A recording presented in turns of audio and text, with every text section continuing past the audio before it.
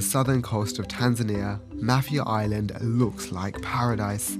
With blue waters, white sand and an all year round summer breeze. For some, this tropical oasis would be heaven on earth. But for the 40,000 residents living here, life is a struggle.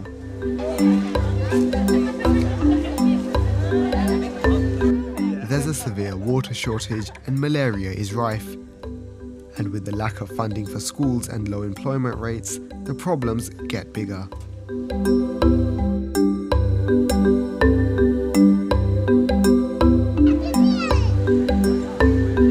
Most of these people, most of Mafian people, they have their own farms, lands. But these farms are worthless because coconut does not give you that much income. And you cannot rely on your small coconut farm feeding your whole, like if you have 6, 7 people in your family. Kama mwalimu au raisi, mimi matarajio yangu labda ni mwanasheria. The overall main plan for Mafia Island was to, just completely renovate it in a way that people here get water. Water is that was the main problem, and our aim was to sort of solve that problem by digging water wells.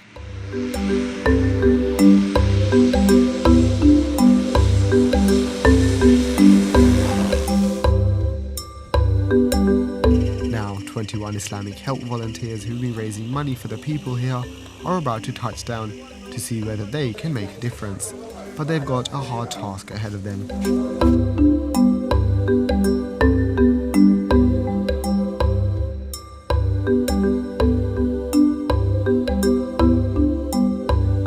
So inshallah, our overall aim is to finish the water wells, deliver mosquito nets, and help children in the school.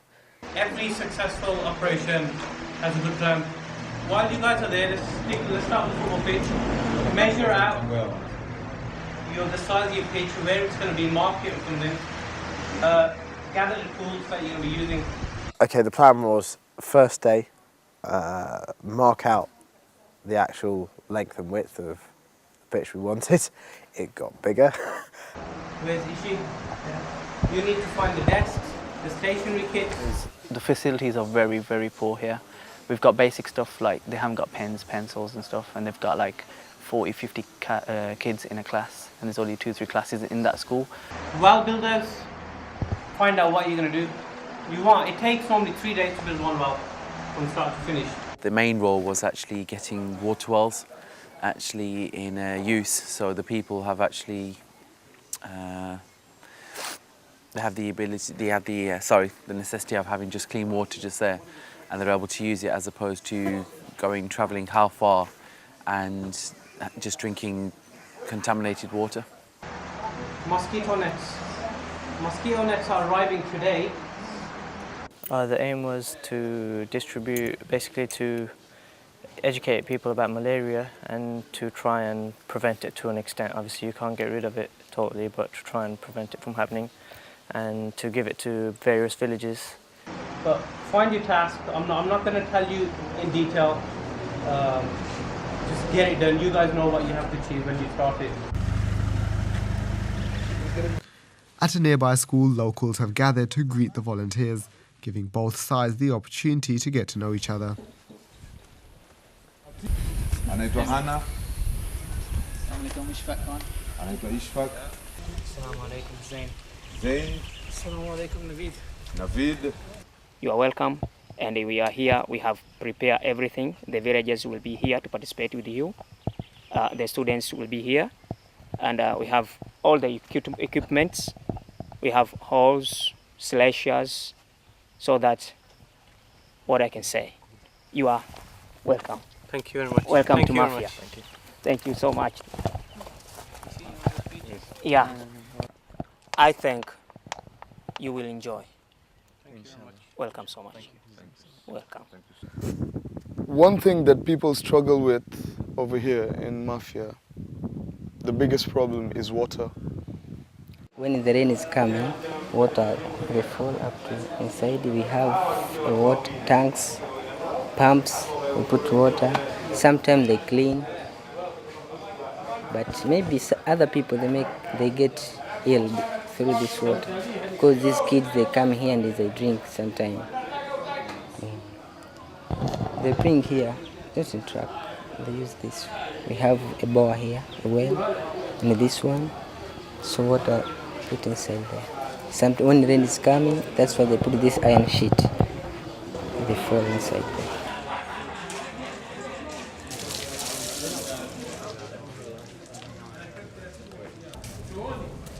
With the water problem being one of the main issues, the well digging machine is the first stop for some of the volunteers.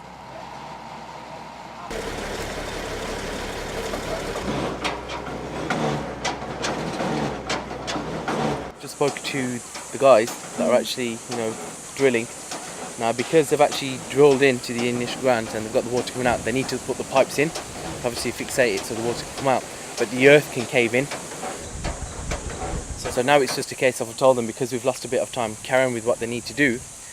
And when they fit the initial structure of the actual hand pump, which we're waiting on the guy to bring in, we can carry on with that.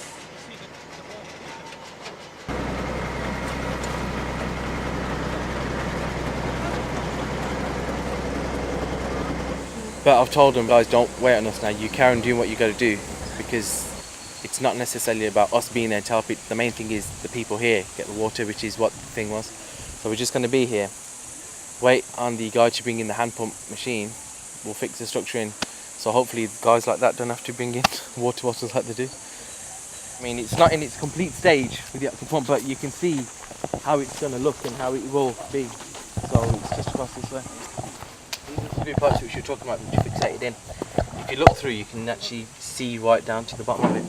And obviously the concrete will fit around with the hand pump onto it. That's be the base, and then you just carry on from there. But now with the pipe in, it goes straight into the base of it, and the water will obviously be pumped out from there. Well, originally the plan was to, the first thing was to go down there, have a look at the pitch, see what obstacles there are, see what we can do to what we've been asked to do, as in what facilities we have to actually do it by. But when we got there, we realised that it was a bit more than what we actually anticipated. Right, that is what I want to use. That's basically the way to do it. Yeah. Guys, this is it. This is the press where we have prepared to have the football pitch. And hopefully we have one ball post over there and another one over there. And I think you guys will be here tomorrow. Yeah, we will do. So if you see where that rocket, that wooden thing is there. Where you started from? From there to literally you see the ridge, there's some slight ridge there. Okay. That's what we're looking at for the length. 100 meters? It's about 100 meters, yeah. I'll come with a measurement tomorrow. Okay. I have them. Okay. Yeah, well, I mean, if we mark out, do you want to mark out? Because if you've got the rough measurements of a pitch, which is probably about 30 meters by about 20 meters. If I stand from stump to stump. 30 paces, I reckon you want to go. 4. The hardest aspect of the work will be trying to coordinate 40 guys, all speaking a combination, well, Swahili and English, and that could be quite interesting. Boys, leveling this off is going to be a mission. It is a lot higher up here than it is there, and a lot more bumpy. Lads, are you taking this screen into consideration? Yeah. We're going to ignore it. I'm feeling.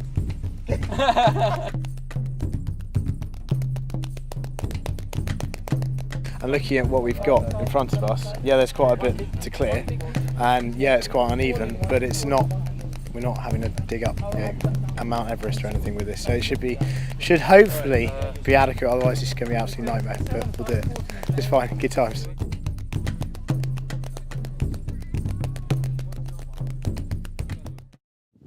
Malaria is a very big problem because, you can say that around 80% of the people in Mafia, they're not wealthy, they're poor people. So they cannot buy everything at home. They wouldn't be able to buy a net and food and this and that and, clothes for the children. So it's really hard to get them It's really easy to get for them to get malaria. We plan to distribute about 200 nets per village, and we try to aim for 20 villages.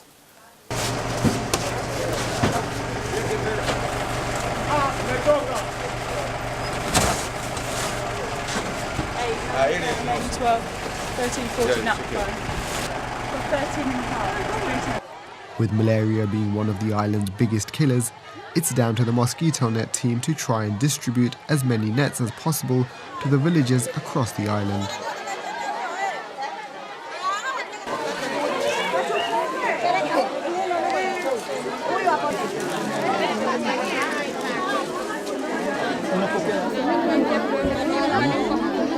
Okay.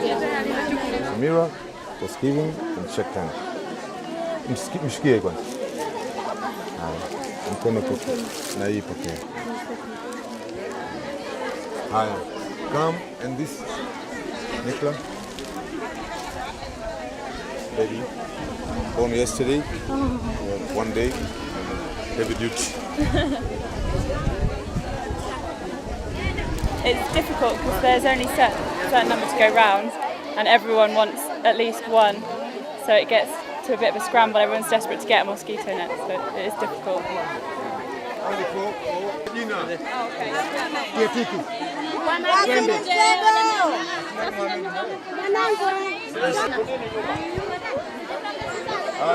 Wa kwanza huyo hapa Anjoni.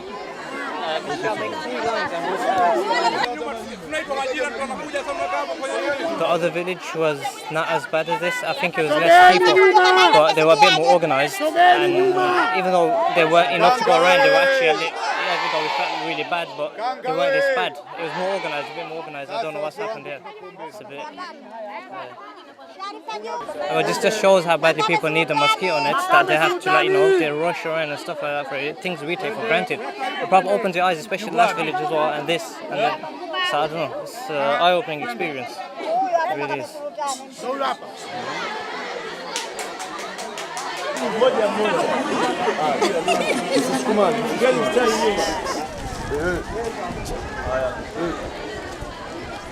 Well, we've only got 200 mosquito nets between us all to give out to this whole village. Although there were 250 names on the list, they seem to have gone to less than half of the village. There seems to be many people loads of people without any.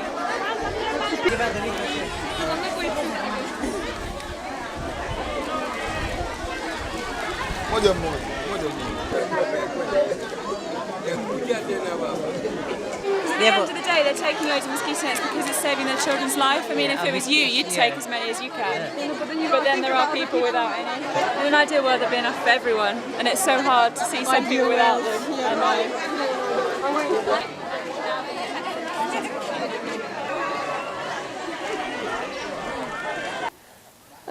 I think that was one of the days. I think we already had a tough day with the mosquito nets anyway, and I think the moods were all over the place, and then we just randomly stopped at a place and we didn't know where we were going, and we saw the little woman. Her name's Amina Athman. She's 27 years old.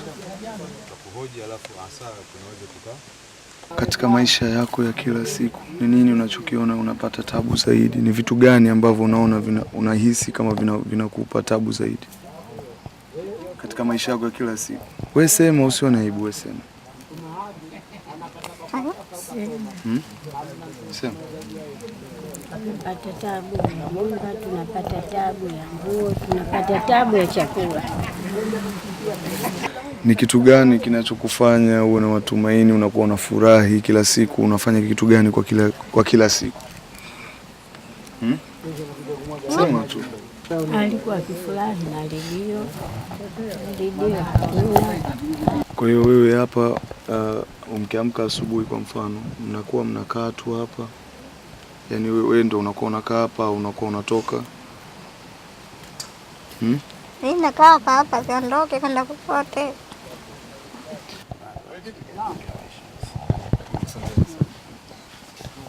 Wenzenu, majirani zenu, mnaishi nao vipi? Mnashirikiana, wanawasaidia? Hawasaidii. Naam? Hawasaidii. I don't know, you take your life for, you're granted that you've got a lot and she doesn't have much to do, and just a simple thing as a wheelchair will be easy for her to move around. And you just think, I think that's when the poverty or how deprived Tanzania is, you realise by going to that village, the house, the people.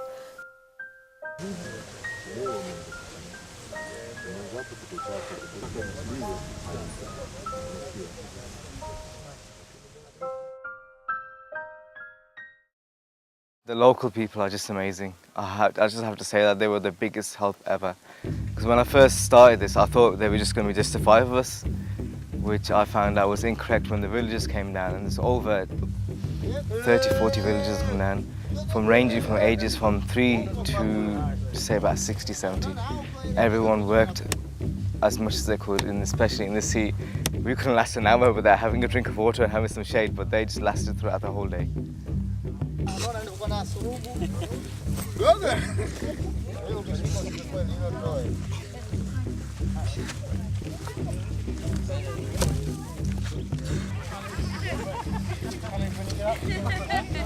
Slowly but surely, we've dug out a couple of the middle trees, and now we're just lining the edge, the left-hand side of the pitch.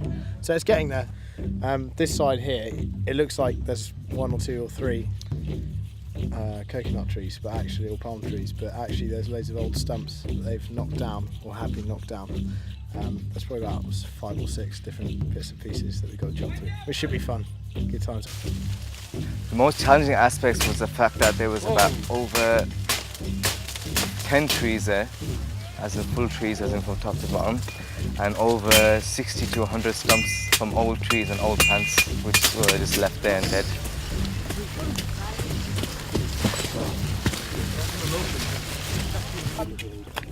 Wewe mbona hufanyi, hujavaa viatu, hujavuna vifaa vya kulimia na kufanyia kazi? Wewe unajihisi vipi kuhusu hilo? Sasa mtu ulikotoka uwezi kusema labda huko kuna kazi gani. Sisi tumeambiwa tuje tujitolea. Au si? Sasa kama unakuja au kama wao wangekuja na kile vifaa vya kuweza kufanya kazi, sawa. Anataka uambie, ueleze jinsi unavyojihisi, unafikiria vipi kuhusu kazi hii unayoifanya hapa? Sawa.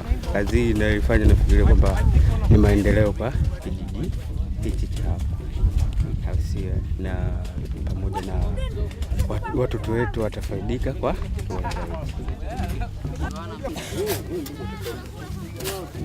kiwanja hiki. A few days later, and things have dramatically changed. Well, the main thing that's changed, as you can see, is the fact that we've now got a flat open area. We've spent the last 2-3 days digging up all the roots, all the major trees. There must have been 40 major trees. We managed to get hold of, remarkably, the Mafia Island road maker. And the guys come in, we've basically paid for the guys to come in and flatten it even more than what we've done ourselves, so it's going to be perfectly flat.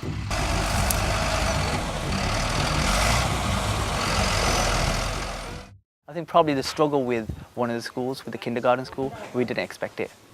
The age limit, I think it was the ages were about 2 to 3. The kids aren't as receptive here because they just don't know they're not used to games like this, so they're just used to sitting down and doing like classroom things, which is what we've had to sort of revert back to, because they don't seem like they're enjoying themselves. They have no idea what's going on. Not good. Yeah. So it's been a struggle today. I think you really see now that the language barrier, big difference, very big difference. I think yesterday was actually really good because we had a translator as well. Just go show we do need someone to translate the stuff as well.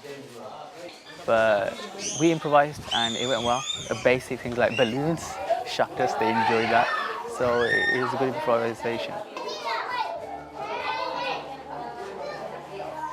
They seem to be really enjoying it now because they're actually smiling and running around and they're on their feet. So yeah, they seem quite content, which makes us quite happy.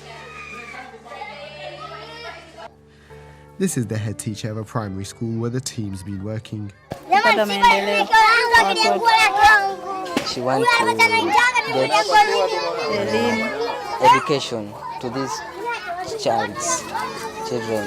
Environment of this school is very bad. They don't have desks and toilets and the books. Vifaa vya kusomeshea. The equipment of studies.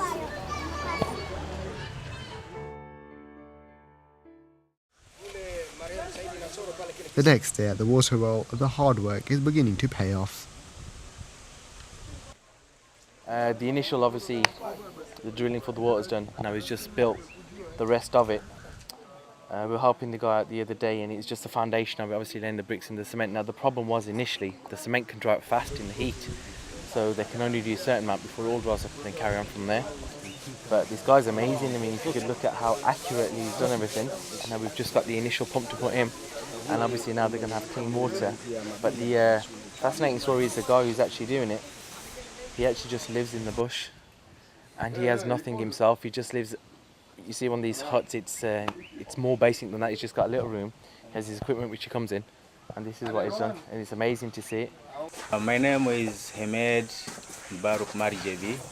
My job here is to drilling a well.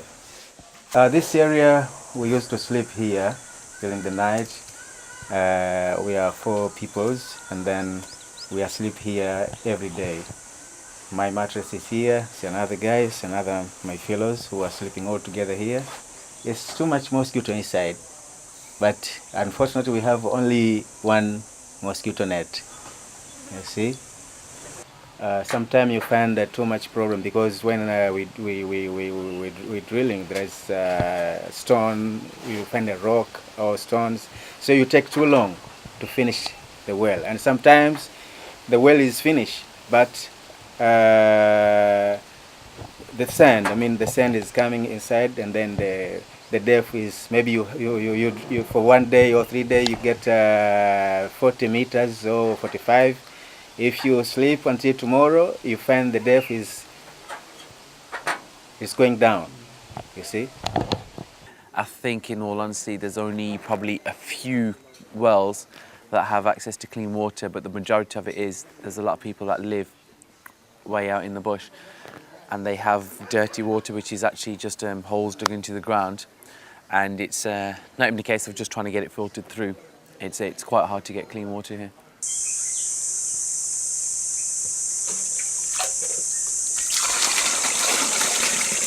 This water they not drinking, only for washing maybe glass or plates or like that, but not for drink. Yeah. It's only but for taking bath and something like that. All villagers here, they get a big help because they come to fetch water from here, and there is a big problem of water here in this village. So when this well is finished, there is, I think, is helping a lot of people in this village.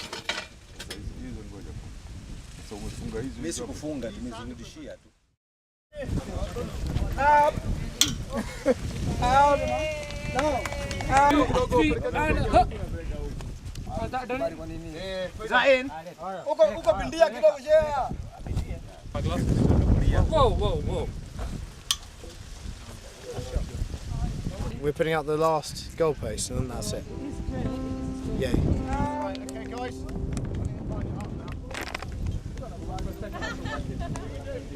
Now that's it. Now can we clap? Yes.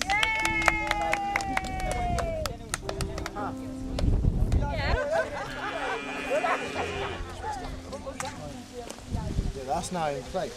Yeah, that's good. And we've just got to cement this down and we're done. Didn't think we'd do it, but here we go. College. Well, when it looked like a football pitch, they were absolutely amazed. They just said they're very happy to have something like this within the community. The whole point of having that was to bring communities together, have football matches between each and different villages. Kids are amazing. Just the hospitality that we get. Obviously, we went to across the Chole, and they just rushed. We were still on the boat, and they were rushing into the sea just to see us, to help us out. Amazing kids.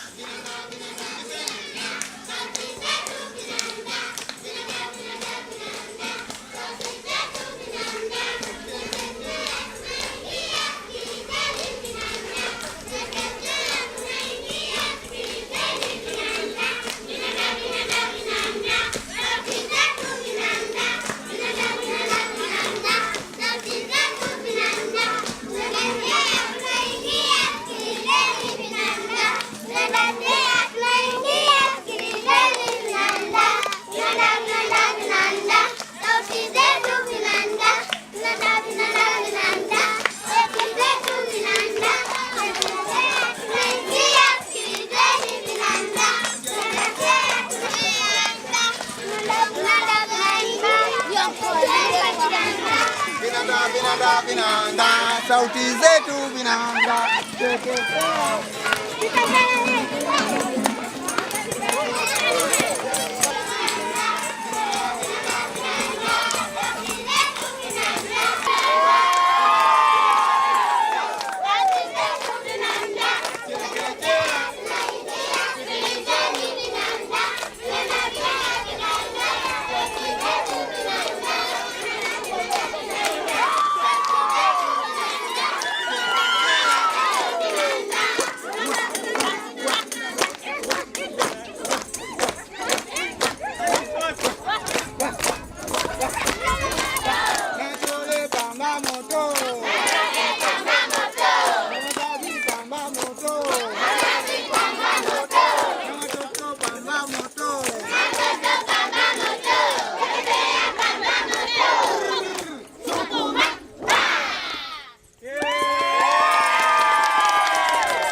My name is Johari Rajabu Fadhili, and my school is Chole Daycare Center.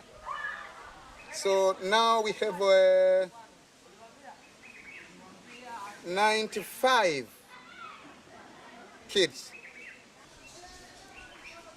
So we're starting the kids come here, 1999, 20 children. But now, there's every year, numbers we go on. Yes, we go up, maybe on or up. The big number. Yeah, we happy so much, and the parents very happy.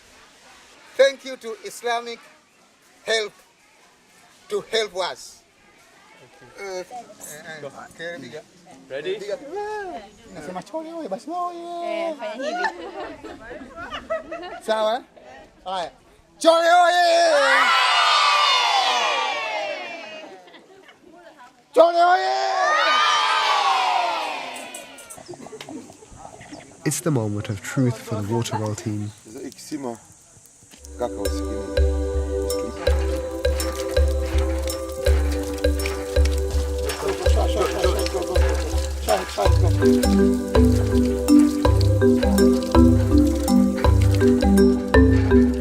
Yeah, well, it seems now eventually we've got the main elements of the pump installed, which gives clear water coming out of it now.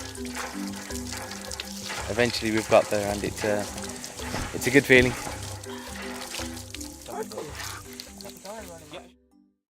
Before the team get ready to head back home, they are given a very special thank you by the President of Tanzania, Jakaya Kikwete.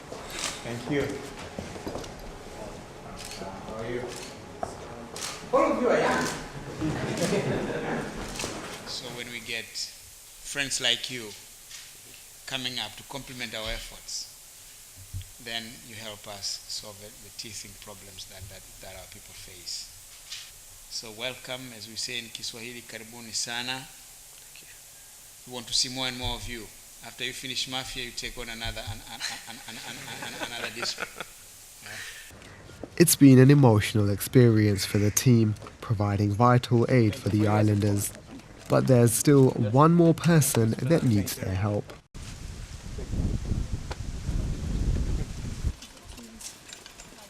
And when he gave her the wheelchair, I was like, oh, she's just like, I'm like able to move around, and it's easier for a parent to move around and that, and it was good. She had a nice smile on her face. And it's just like, and that was just like a bonus. We didn't even think we was gonna even give her anything or meet her, and it was just that the fact that we could sort it out while we were here was good, and we could sort that out.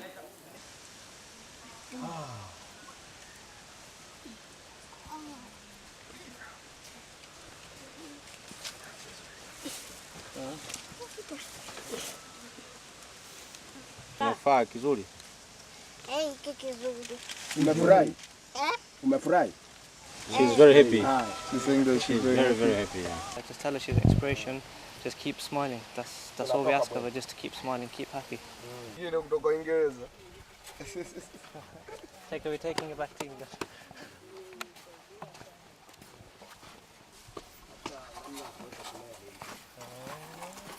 Wanakuomba ndugu zetu kwamba na wewe unaombea dua kidogo.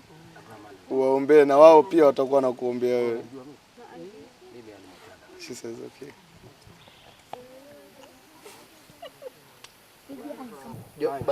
Sikuchukia. Nimefurahi. Maana nipata mapumziko. Nimepata mapumziko.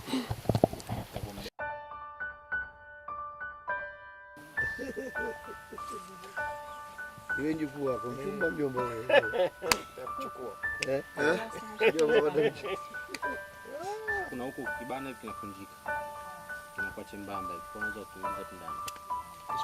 And the highest point was seeing the smile on that woman's face when we gave her the wheelchair. That smile, it just, to be honest, that's one of the highlights of my trip, and it's probably one of the highlights of my life, and it's a smile that will stay with me forever.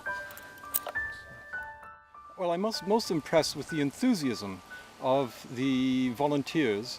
Of course, initially I saw them interacting among each other, and they're so enthusiastic and obviously very passionate about what they're doing. I think hardest challenge was before coming to this trip and organising and hoping that everything would go to plan, and alhamdulillah it has. Well, the main thing is to maintain what we've started. I know we've come here initially and we've set ourselves some goals which we've achieved, and that is to help the island people with just basic necessities. That Tanzania is a high risk of malaria and people are dying and they do need help. So we have to go back to basics because they don't have even stuff like books and pens and stuff that will be provided. So hopefully people back home can donate to us, help us out and just provide them with the basic stuff with pens, pencils, slowly. I've learnt a lot as a person and it's made me grow as maybe a humanitarian. It's taught me quite a lot. So maybe I've achieved a few things, but there's definitely things we could improve on, and charity work never ends. But when you saw the desperation in people's faces that this is their life, that this could save them, their children's lives, by just having this net over them. Working with people again, going to work every day from 8 or 9 till 4 or 5 o'clock, and then just finishing that work. It's sort of gives an attachment to what you do, and it has been an emotional journey. At first I initially just thought I'd come here to just see if I can help the people out, but I just achieved more than that. I've learned how to help myself out. I learned that I may moan a lot back in my home, basically back in England, saying that I haven't got this and haven't got that. But when I come here, I realised that these that have literally nothing compared to us. So it just makes me appreciate what I do have. The one thing I have learned amongst a group is how great people are at meeting new friends and getting on with people very quickly. And then to know that these children, are receiving the benefits of what these volunteers have actually done. They've gone out themselves and they've actually stood outside mosques and asked for donations and done climbs and parachute jumps and all this sort of thing. And the passion is unbelievable. Like, people are very happy. People have welcomed Islamic Help into our island, and they've accepted everything that I've given us so far. It's a very good thing. We Mafians ourselves, we are very happy that you guys are here. And inshallah, if things work out, we would like you guys to be here and work with us for a very long time. And now that people will see this documentary and they'll get inspired that 21 people came here, they fundraised, and that might give them some inspiration to do that thing for themselves as well. I think after they watch this documentary, after they watch everything that has gone out so far, that has been done so far, themselves they'll feel that these people really need to be helped, and they will give. I'm 100% sure that they will help us, because people over here really need help.